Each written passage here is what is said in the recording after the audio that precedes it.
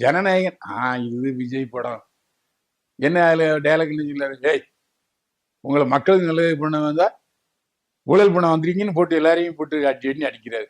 இது எந்த இடத்துலயும் நடக்கக்கூடியது இல்லை.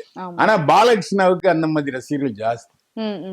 சோ பாலகிருஷ்ணாவுடைய ரசிகர்கள் வேற, விஜய் ரசிகர்கள் வேற.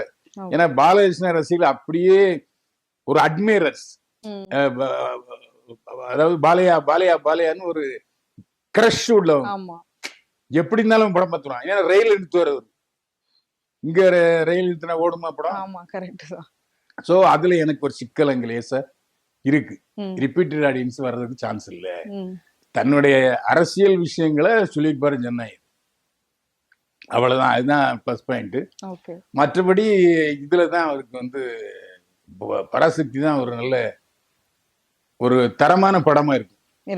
அதாவது சுதா குமரா யாருக்குமே இறுதி முயற்சி, சூரரை போற்று, இதெல்லாம் ரொம்ப தெளிவா ஒரு நல்ல உறுதியான டைரக்டர். அதாவது மணிரத்னம் பயிற்சி, பாலா பயிற்சி எல்லாம் இருக்கு இல்லையா. ஸோ அதனால ஏதோ ஒரு வித்தியாசமா இருக்கும். அது மட்டும் இல்லாம அந்த படத்துல இந்த படத்தை விட நான் முழுக்கு போட்டுலான்னு கூட நினைக்கிறேன் அப்படின்னு ஒரு வார்த்தை சொன்னாங்க சுதா குமரா. அப்ப எந்த அளவுக்கு அந்த படத்தினுடைய அழுத்தம் அவங்கள தாக்கி இருக்கு அப்படிங்கிறது தெரியுது.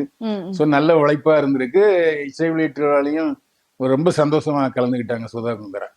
அதனால இப்போதைய சூழ்நிலையில பராசக்தி நின்னு ஓடும்.